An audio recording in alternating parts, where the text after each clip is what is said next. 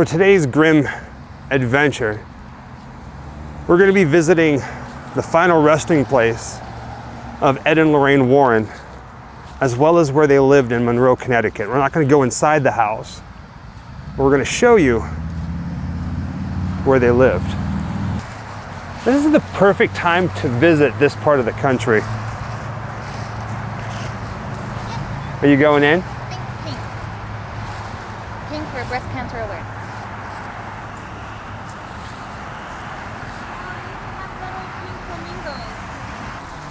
But this is beautiful. The wind, the dead leaves blowing around.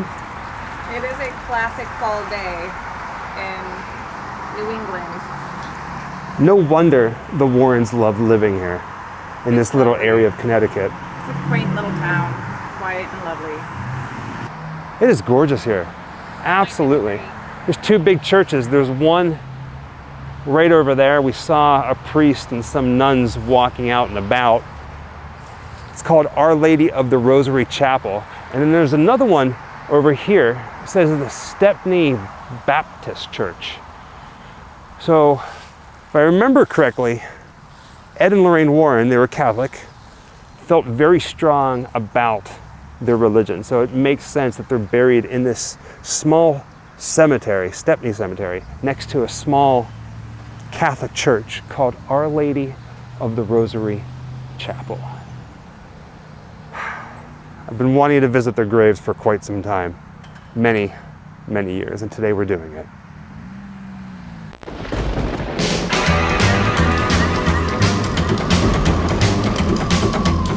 Wherever I come, bad luck just comes my way. Wherever I go, hard luck is there to stay.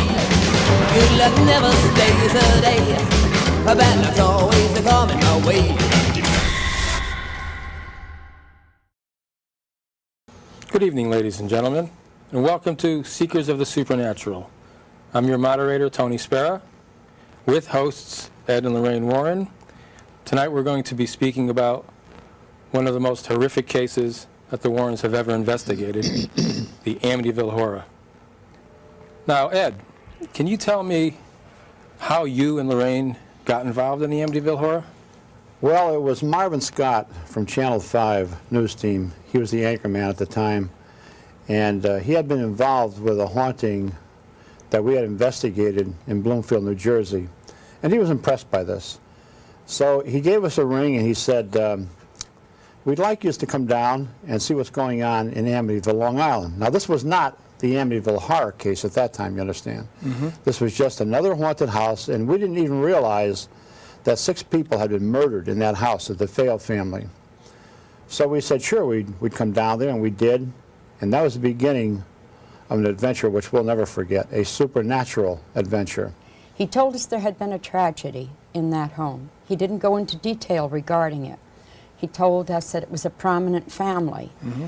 He also told us during that very first conversation that the family that were living there at the present time had fled and left all of their possessions behind. It's a little game of cemetery safari. The cemetery is not that big, and we saw pictures online of what the stone looks like. So we're just kind of strolling through this beautiful fall day with the smell of dead leaves in the air.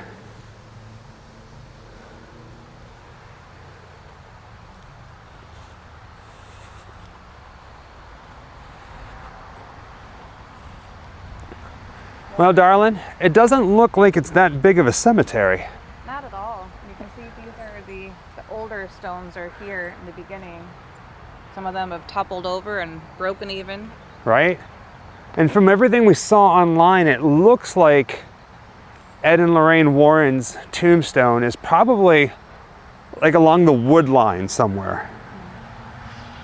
Now, the Warrens lived in Monroe, Connecticut, which is the town that's next to this one. This town, this little patch of land, is actually known as Stepney. I think I'm saying that correctly. Stepney. And this cemetery is actually the Stepney Cemetery.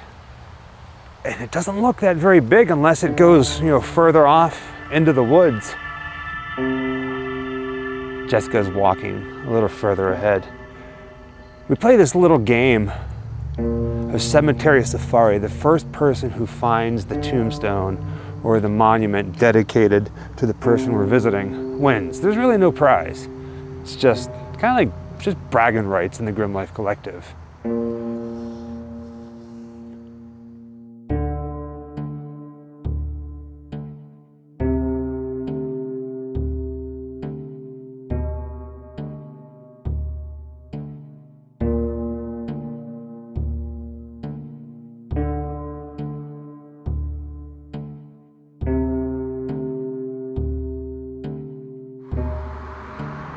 After being on the road for so long, it's nice to get out and stretch your legs and walk through a cemetery. Something so peaceful, calm, and in New England, just absolutely beautiful. For a lot of people, cemeteries creep them out. It's the last place that they want to ever visit because, at some point, we all end up in a place like this, for the most part. What people always forget, and some people might not even know, is at one point in life, families, especially on Sundays, would go out to cemeteries, even if they didn't have a loved one who was buried there. It was a park. A lot of the cemeteries were beautiful with elaborate landscaping and stonework and benches, and they would go and have a picnic and just have a day out together.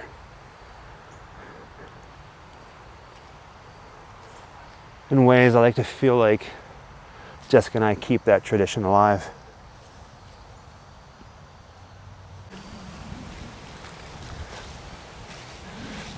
Walking around the cemetery, we found it. It's up here in the corner. I saw the bench. Now online we saw the monument with the giant cross on it, but couldn't see it here in the cemetery. It's hidden by the trees. But that bench, oh wow.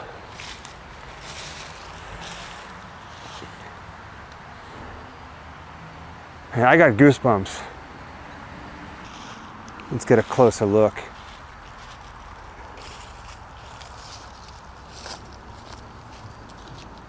Look at that. Edward Warren Miney, born September 7th, 1926. Died August 23rd, 2006, and his beloved wife, Lorraine Rita Moran, born January 31st, 1927, and died April 18th, 2019. And there's the name that we all know, Warren. Sunday, Monday, always. The hearts were full of spring. Oh, won't you tell me when we will meet again? Sunday, Monday, or always? All right, I got goosebumps, and I feel a little teary-eyed. And on top of the monument is the cross that we saw in photos, complete with the W, the last name right there. It's pretty wild. And a quick walk around the monument, you can see people have left a whole bunch of stuff, from rosaries to art, to flowers, pumpkins, little trinkets. Heck, looks like somebody even left a Werther's Original Candy.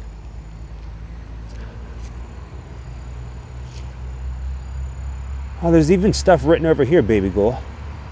Oh, wow. New England Society for Psychic Research, founded 1952 by Ed and Lorraine Warren. There's the initials for the society that they founded, NESPR. I kind of have to hug the tree here, which is fine. Let's see. Defend us in battle, be our protection against the wickedness and snares of the devil. May God rebuke him. We humbly pray, and do thou, O Prince of the heavenly host, by the divine power of God, cast into hell Satan and all the evil spirits who roam throughout the world, seeking the ruin of souls. Amen. That's definitely the coolest thing I've ever seen on somebody's tombstone or monument after death. I mean, there's always quotes from in scripture and stuff, but nothing like that. All right, baby ghoul, I have to ask you.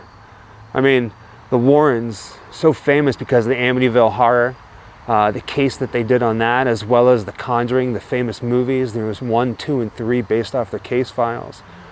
Real people who absolutely loved each other and dealt in some pretty dark things. What are you thinking and feeling sitting here at their graves?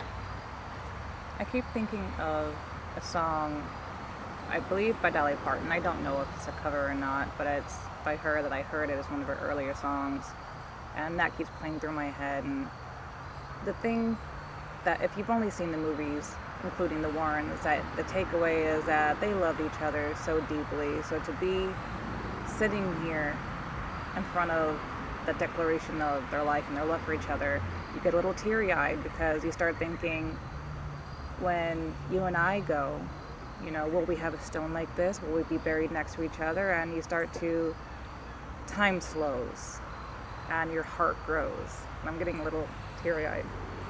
Well, he passed before she did. Yeah. And like... And that, just thinking about, like, you know, it makes you examine your own life. You know, I can't imagine what life would be like without you. And I don't know how Lorraine did it without Ed. I'm already trying to not cry.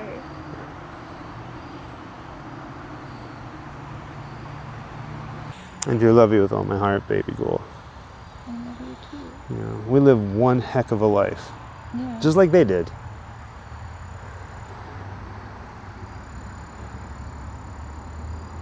Now I'm gonna start crying. Don't you cry. I can't stop crying already. There goes my makeup. What a problem to have. Yeah. You know, middle of October, Connecticut, Sleepy Hollow the other day, Salem coming up.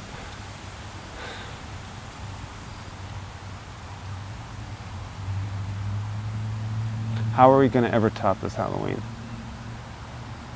Hopefully we have a lot more ahead of us and the chance to do so. We will. We will. It's just making me so emotional.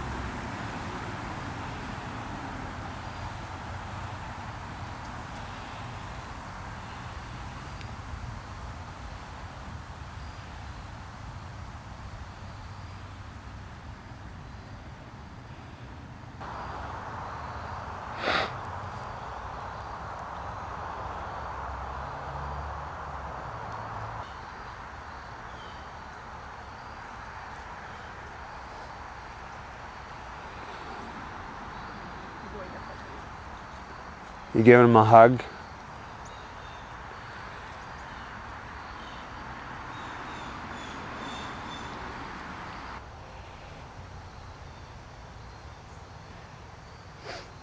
You're beautiful even whenever you cry. And in between the bench and the monument to the Warrens, there's Ed's actual tombstone. Didn't realize that he served in World War II. Now, looking down at it, we were going to clear off the dead leaves, but we thought it was actually kind of fitting, so we're just going to leave them there. Little pumpkin, and 3 roses. As we were getting ready to leave, Jessica looked down and she noticed something a little strange. I'm going to zoom in here. We'll get close so you can see it. It's buried. It's in there. And the strange thing is that this is a very old plug. This is from about the 70s or earlier. You don't see anything like this anymore. And it's, I mean, it can't be pulled out. It's, oh. I'm afraid to pull it out. I don't want it to come out, but I'm just, I don't know why this would be here. If it was an accident when this ground was unearthed, when they put in the bench and things like that, is it something that was already here that they accidentally covered up, or does it have a purpose? My mind is reeling with questions. I wonder what happens if you plug something in there. I don't want to know. I'm not going to do it. I absolutely hate pulling Jessica away from doing something she absolutely loves, like trampling through dead leaves. She's been doing it the entire time that we've been here in New England. But it's time for us to leave Stepney, Connecticut and head over to Monroe and take a look at where the Warrens lived. You have to make your own pile and then you kick them.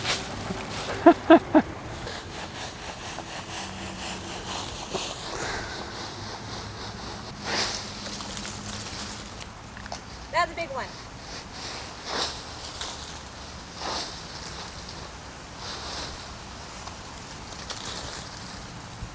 I'm satisfied. I feel like I need to give a word of warning before we head further up this road. As you can tell from this sign, it says museum closed due to zoning regulations. Absolutely no trespassing. So we got to cover a few things. There's a few ground rules. We're going to talk about it a little bit more when we get up there, but at the end of this street in Monroe, Connecticut, not even 3-minute drive down the street is where Ed and Lorraine are buried. But at the end of the street is where Ed and Lorraine lived and where their occult museum is.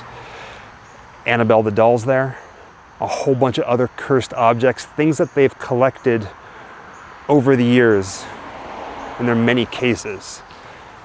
Because of the movie The Conjuring, this room, their collection, is probably one of the most talked about things in both cinematic history as well as the world of the paranormal. We're not getting in there. Now, I'm doing this word of caution because the people who live on this road, because of the movies, they do not like people coming here. No trespassing signs everywhere. There's even a sign that I saw online that's up here that says, if you weren't invited, you're not supposed to be here, so get going. No parking, nothing, just leave. I have no idea what's going to happen whenever Jessica and I head up here. I think she's going to stay in the car so we minimize the amount of foot traffic, which is a smart thing to do. Might get yelled at, might get chased out. No matter what, I'm going to record it. Fingers and bones though, that nothing happens. We can get in there, we can show the house, we can show some signs, whatever signage is up there, and then we're going to be on our merry way. 1, 2, 3, 4, 5, 6, 7. I'm already seeing 7 houses, so from what I saw on Google Maps, it's not a very big street, it's just a little cut off of a busy road. Now, out of respect and the privacy for the people who live on the street, I'm not going to divulge the address, but I'm sure in today's day and age you can go online and you can find the address, but if you do come here, no trespassing, be respectful, be quiet. Right by the center of your screen, the house that's behind all those trees, this is where Ed and Lorraine lived. It's also where their occult museum is. As you can see, the sign says museum closed, police take notice, violators prosecuted. It's been closed for quite some time.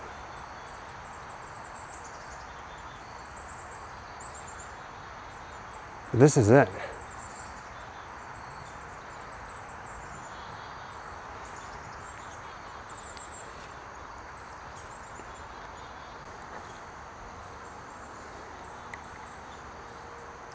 You see that little garage down there at the end of the driveway?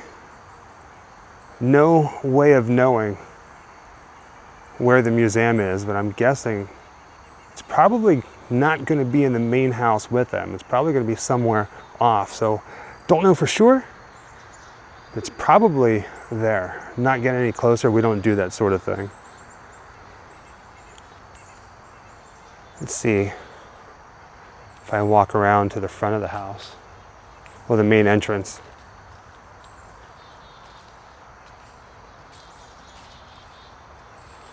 So there's a sign, another one that says museum closed, police take notice, violators prosecuted.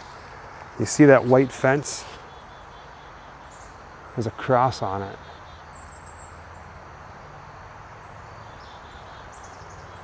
have no idea if anybody lives here to this day now.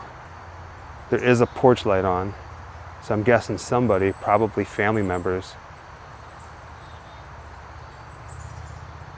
Walk a little bit further over this way. Still staying off the property.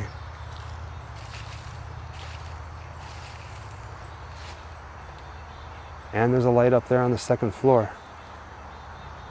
Years ago, a friend of mine bought me a ticket and was going to buy a plane ticket for both myself and her to come up here because Lorraine used to do these dinners and would invite people into the house to view the museum. Sadly, I couldn't make it. And it's one of the things that I always regret, because if I could, I'd go back.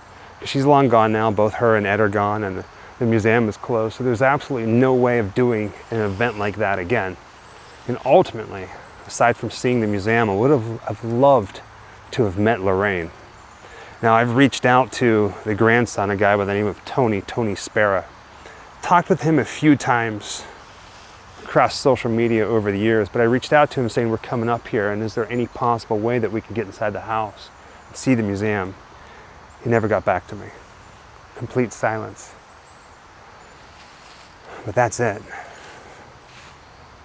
The house. The Warrens Occult Museum. It's pretty crazy to be standing here. This is a collection of items on the occult that have been used in diabolical experiences by many different types of people into black magic, wizardry, sorcery, and so forth. These are all things that you then would consider evil, Ed? Oh, positively. In fact, this is not a building that you should be in after 9 o'clock at night. From 9 to 6 are the psychic hours. This is not a Halloween room.